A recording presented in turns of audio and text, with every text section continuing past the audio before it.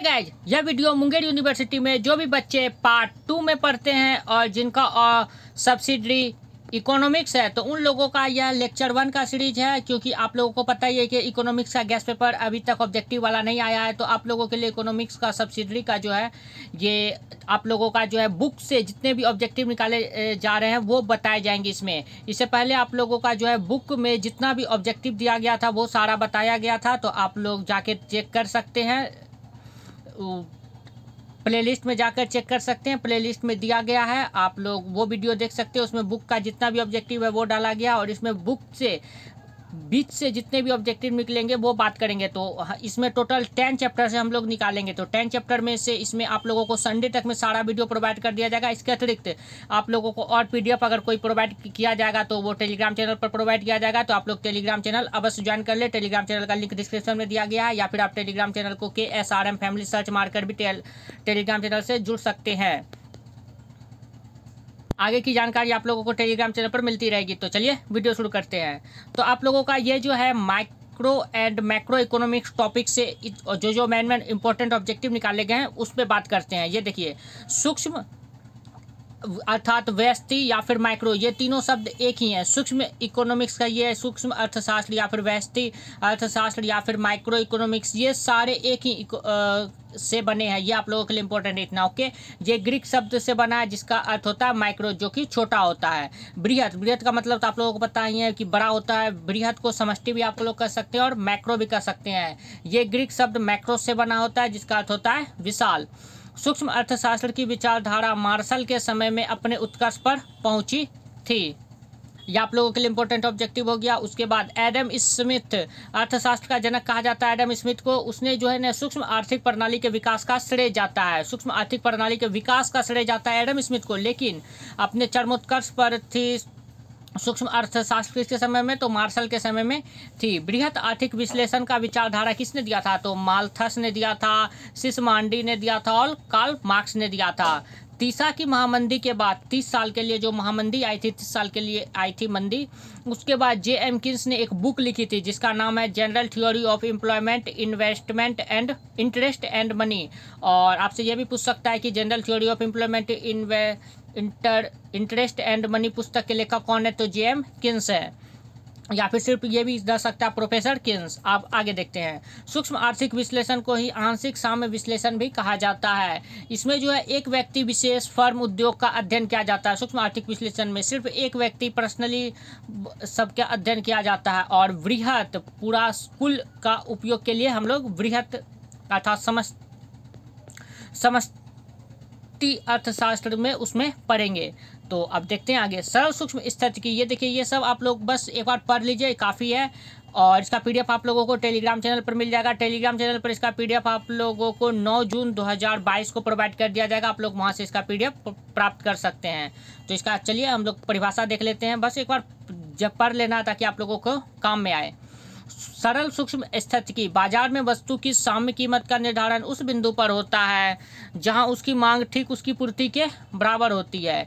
एक साम्य बिंदु से दूसरे साम्य बिंदु तक पहुंचने के समय के दौरान क्या क्या घटनाएं होती है, उनका अध्ययन ही सूक्ष्म प्रावैगिकी कहलाता है। क्या कहलाता है? सूक्ष्म प्रावैगिकी के अंतर्गत किया जाता है। ये आप लोगों को ऑब्जेक्टिव समझने में काम आएगी। इसका जो परिभाषा है बस एक बार आप लोग पढ़ लीजिए तो ध्यान में रहेगा। और ये इंपॉर्टेंट है। सूक्ष्म अर्थशास्त्र को सैद्धांतिक और व्यवहारिक भी, सूक्ष्म अर्थशास्त्र जो है वो सैद्धांतिक और व्यवहारिक भी है। सूक्ष्म अर्थशास्त्र में हमारा अधिक संबंध अपव्यय अथवा अकुशलता को समाप्त करने से है। ये बस जानने लो योग बातें हैं, ओके। बाह्य बचतें, ये परिभाषा देख लीजिए। जब किसी वस्तु का उत्पादन या उपभोग दूसरे व्यक्तियों को लाभ पहुंचाता हो, अगर हम किसी वस्तु का उत्पादन या उपभोग कर रहे हैं और उससे दूसरे व्यक्तियों को लाभ पहुंचाया जा रहा है तो वो बाह्य बचत कहलाती है। और बाह्य हानियां उस समय उत्पन्न होती है जब वस्तु के उत्पादन या उपभोग से दूसरे व्यक्तियों को हानि पहुंचती है। जब दूसरे व्यक्ति को हानि पहुंचती है तो वो बाह्य हानि कहलाती है, ओके। अब नेक्स्ट देखते हैं। नेक्स्ट आप लोगों का रेखीय प्रायोजन, ये भी आप लोगों का जो है वो है परिभाषा एक तरह से। उत्पादन की विभिन्न वैकल्पिक विधियों में से वह एक ऐसी उत्पादन विधि को चुनता है जिससे उसे अधिकतम आय की प्राप्ति होती है, उसे ही रेखीय प्रायोजन कहते हैं। बस एक बार इसको पढ़ लीजिए ताकि, और समझाने के लिए अभी उतना टाइम नहीं है क्योंकि ऑब्जेक्टिव बेस्ड आप लोगों का एग्जाम है। समझाने में बहुत ज़्यादा लंबा वीडियो बन जाएगा, आधा घंटा से भी ऊपर, तो इसलिए बस एक बार आप लोग पढ़ लीजिए। सूक्ष्म आर्थिक प्रणाली अवास्तविक मान्यता पर आधारित होने के कारण एक अवास्तविक विश्लेषण है। और मुक्त व्यापार को लेसेज फेयर सिद्धांत भी कहा जाता है, अर्थात लेसेज फेयर प्रणाली तीसा की महान मंदी के साथ ही समाप्त हो गई थी। ये पूछ सकता आप लोगों से, ये इंपॉर्टेंट है कि मुक्त व्यापार की नीति किसके बाद समाप्त हो गई, तो तीसा की महान मंदी जो आई थी उसके बाद समाप्त हो गई थी। बृहत अर्थशास्त्र या आय तथा रोजगार का सिद्धांत या आय विश्लेषण के नाम से भी जाना जाता है। ये तीनों एक ही नाम है, बृहत अर्थशास्त्र कहिए या फिर आय तथा रोजगार का सिद्धांत कहिए या फिर आय विश्लेषण के नाम से भी इसे जाना जाता है। इसके अंतर्गत रोजगार स्तर, आर्थिक उतार चढ़ाव, मुद्रा संकुचन, मुद्रास्फीति, कुल उत्पादन, कुल जितना भी कुल से संबंधित है, कुल उत्पादन, कुल राष्ट्रीय आय, ये सब का अध्ययन इसमें किया जाता है बृहत अर्थशास्त्र में। और सूक्ष्म अर्थशास्त्र में केवल एक का किया जाता है, उद्योग सबका छोटे छोटे चीज़ का अध्ययन किया जाता है सूक्ष्म में, और बृहत में बड़ा बड़ा उद्योग का, मुद्रास्फीति, कुल उत्पादन, ये सब का अध्ययन इसमें किया जाता है। ओके, अब नेक्स्ट देखते हैं। ये जो है फॉर्मूला आप लोगों का, इसे आप लोग याद कर ले। कुल मांग इज इक्वल टू होता है कुल उपभोग मांग प्लस कुल विनियोग मांग।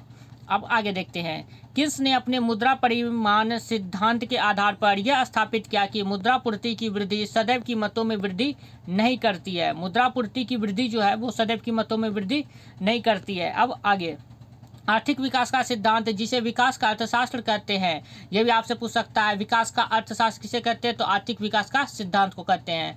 आधुनिक आर्थिक जगत की एक दीर्घकालीन समस्या है। बस एक बार पढ़ लीजिए, काफ़ी है।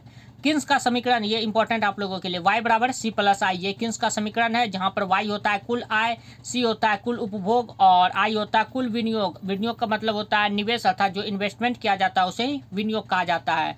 और किन्स ने एक पुस्तक लिखी थी 1936 में, जिसका नाम है general theory of employment, interest and money. तो ये किन्स की पुस्तक है, आप लोग इसे भी याद रखिएगा। अब आगे देखते हैं।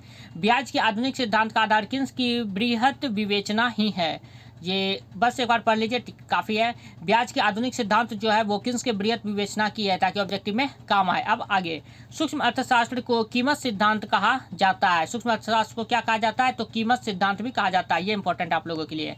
अब आगे देखते हैं। आगे है पूर्ण प्रतियोगिता में, ये आप लोगों को बस समझने के लिए है, क्योंकि पूर्ण प्रतियोगिता से सवाल आते हैं, तो बस आप लोग परिभाषा समझे रहिएगा, तो उससे आप आगे आप लोगों को फायदा करेगा। तो आप आगे देखते हैं क्या ये कहना चाह रहा है। पूर्ण प्रतियोगिता में बाजार में विक्रेताओं और क्रेताओं की संख्या बहुत अधिक होती है, मतलब खरीदने वालों की भी संख्या अधिक होती है और बेचने वालों की भी संख्या अधिक होती है। और संपूर्ण बाजार में वस्तु का केवल एक ही कीमत प्रचलित होती है, फिक्स प्राइस रहती है कोई भी वस्तु का। मान लीजिए आप लोग मैगी खरीदते हैं, तो अगर इस दुकान में 5 रुपये में मैगी दिया तो उस दुकान में भी आपको 5 रुपये में ही मैगी दी जाएगी। तो बस ये जो फिक्स कीमत होती है ना, ये जब पूर्ण प्रतियोगिता रहती है उसी समय फिक्स प्राइस मौजूद रहता है, क्योंकि क्रेताओं की संख्या भी अधिक होती है और विक्रेताओं की भी समस्या नहीं, विक्रेताओं की भी संख्या अधिक होती है। और जब संख्या अधिक होती है तो फिर ऑब्वियसली है कि उन सब में प्रतियोगिता आएगा, और प्रतियोगिता आएगा तो सब सस्ता में बेचना चाहेंगे कि मेरा जल्दी से बिक जाए, तो इसलिए इसमें जो है रेट फिक्स हो जाता है फिर। ओके, अब आगे देखते हैं। पूर्ण एकाधिकार में बाजार में वस्तु का अकेला विक्रेता होता है, और पूर्ण एकाधिकार है किसी चीज़ पर, वस्तु का एकाधिकार है। मान लीजिए पहले के ज़माने में जब मोबाइल नहीं आया था, तो बाजार में पहले नोकिया का मोबाइल ही सबसे पहले आया था, तो नोकिया प्रचलित में था। कोई भी आदमी जो है नोकिया का लेता था, और नोकिया जो भी प्राइस रखता उस समय वो आदमी को ज़रूरत था तो वो लेता ही लेता। और बाद में फिर और सारी कंपनियां आई, वीवो, एप्पल, तो सैमसंग, लावा के चुंडा, ये सब सारा मोबाइल आया, तो फिर नोकिया का धीरे धीरे फिर वैल्यू घट गया। तो उस समय जब एकाधिकार था तो उस समय बाजार में वस्तु का अकेला विक्रेता ही होता था, जो विक्रेता दाम रख देगा तो वही वस्तु का दाम हो जाएगा। तो पूर्ण एकाधिकार में बाजार में वस्तु का अकेला विक्रेता है। आगे, प्रोफेसर जे.के. मेहता ने बृहत अर्थशास्त्र को क्रूसो अर्थशास्त्र कहा है। ये भी इंपॉर्टेंट है कि क्रूसो अर्थशास्त्र किसने कहा है, तो जे.के. मेहता ने कहा है। किसे कहा है, तो बृहत अर्थशास्त्र को कहा है। अब आगे देखते हैं।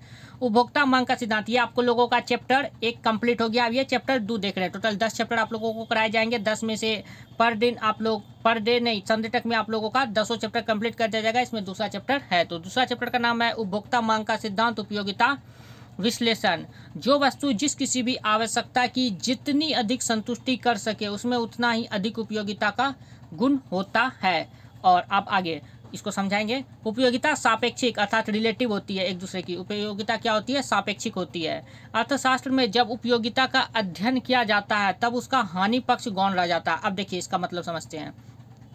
अगर कोई आदमी को सिगरेट पीने का आदत है तो सिगरेट पीने का आदत है तो उसके लिए वह जो है सिगरेट उसके लिए उपयोगिता है। लेकिन ये जो इसमें जो है हानि पक्ष गौण हो जाता है। क्यों गौण हो जाता है? क्योंकि उस व्यक्ति के लिए, स्मोकर जो होते हैं उसके लिए सिगरेट पीना एकदम आवश्यक ही आवश्यक है। तो उसके लिए ये जो सिगरेट है उसकी उपयोगिता हो गई, और जबकि ये सिगरेट उससे हानि होती है तो इससे उसके कोई मतलब नहीं है। इसमें अर्थशास्त्र को हानि इसमें गौण हो जाता है। तो यही उपयोगिता है कि कोई भी चाहे उससे हानि ही क्यों ना हो, लेकिन उपभोक्ता को उससे उपयोग हो रही है तो बस काम उसका चल जाएगा। अब आगे देखते हैं।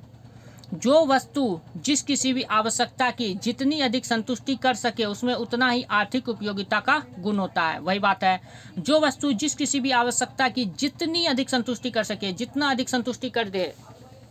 जैसे कि मान लीजिए आप किसी के पास गाय है, गाय का यूज बहुत सारे चीज़ों में किया जाता है। अगर किसी के पास गाय है तो उससे दूध भी निकाल सकता है, उससे बैलगाड़ी भी बना लेता है, तो कोई उससे अपने खेत को भी जोत सकता है, तो उसके गोबर से गोईठा बनाकर भी बिक्री कर सकता है, उसके मूत्र का भी बिक्री कर सकता है। बहुत सारे फ़ायदे ही फ़ायदे हैं टोटल मिला के गाय के पालने से। तो इतना सारा फ़ायदा होने से एक चीज़ को तो उपयोगिता जो है उपभोक्ता चाहेगा कि उससे अधिक से अधिक उपयोगिता निकाल सके। टूटी फूटी भाषा में आप लोगों को समझाने की कोशिश की जा रही है क्योंकि टाइम बहुत कम है, और जितना जल्दी हो सके आप लोग समझ जाए अच्छे से।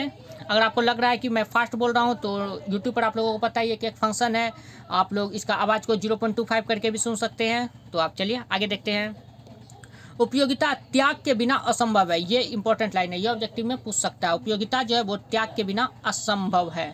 मार्शल का गणनावाचक दृष्टिकोण जो है, मार्शल का गणनावाचक दृष्टिकोण, उपयोगिता एक मनोवैज्ञानिक तत्व है। ये किसने कहा था? तो मार्शल ने कहा था, जिसे महसूस किया जाता है। बस इसमें ये इंपॉर्टेंट है कि उपयोगिता एक मनोवैज्ञानिक तत्व है। ये किसने कहा था? तो मार्शल ने कहा था, और मार्शल का गणनावाचक दृष्टिकोण है। ओके, उपयोगिता की माप जो है वो मुद्रा की इकाई में मापा जा सकता है। उपयोगिता की माप को अर्थात पैसे के आधार पर तोला जा सकता है। उपयोगिता की माप को उसके श्रम को खरीदा जा सकता है। मुद्रा की माप से वस्तुओं की विभिन्न इकाइयों से प्राप्त उपयोगिता को जोड़ा जा सकता है।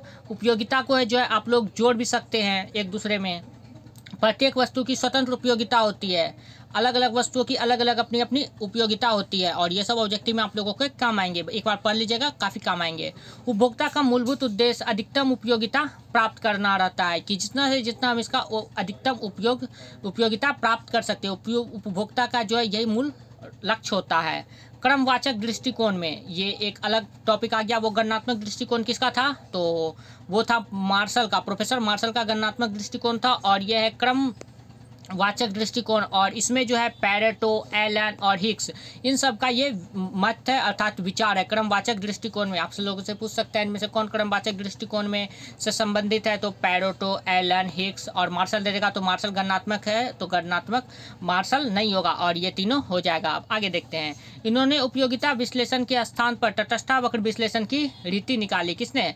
तो पैरेटो, एलन और हिक्स ने उपयोगिता विश्लेषण के स्थान पर तटस्थता वक्र विश्लेषण की रीति निकाली। यह भी ऑब्जेक्टिव में पूछ सकता है।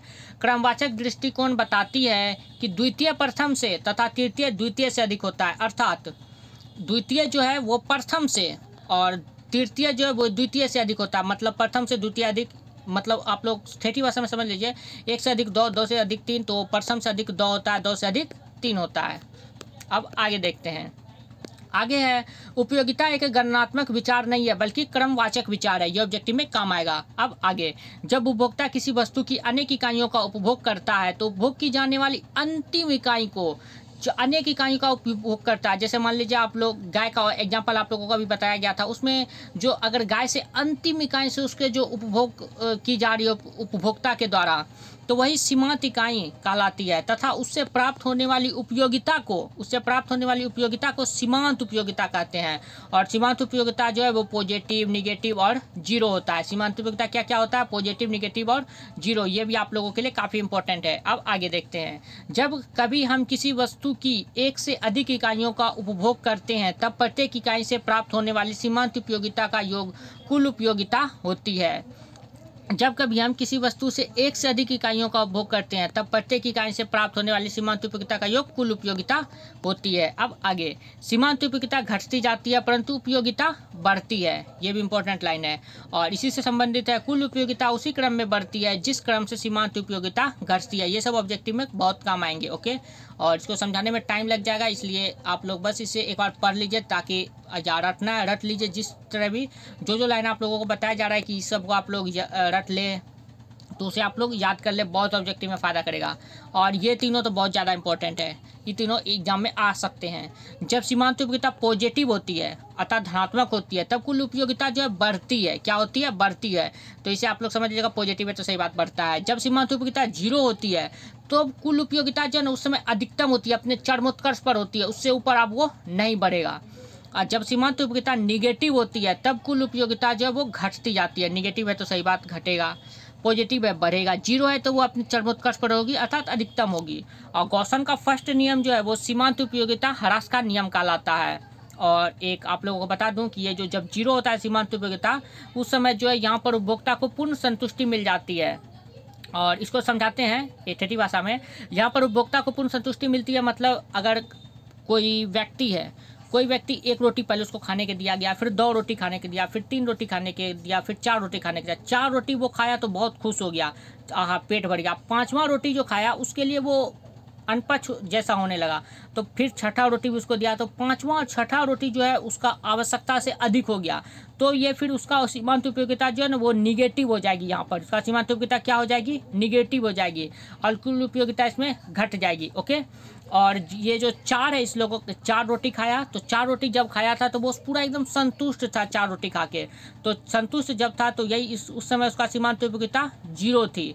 तो बस यही इसका मतलब हुआ कि यहाँ पर उपभोक्ता को पूर्ण संतुष्टि मिल जाती है। 4 रोटी खाकर वो पूरा संतुष्ट रूप से हो गया।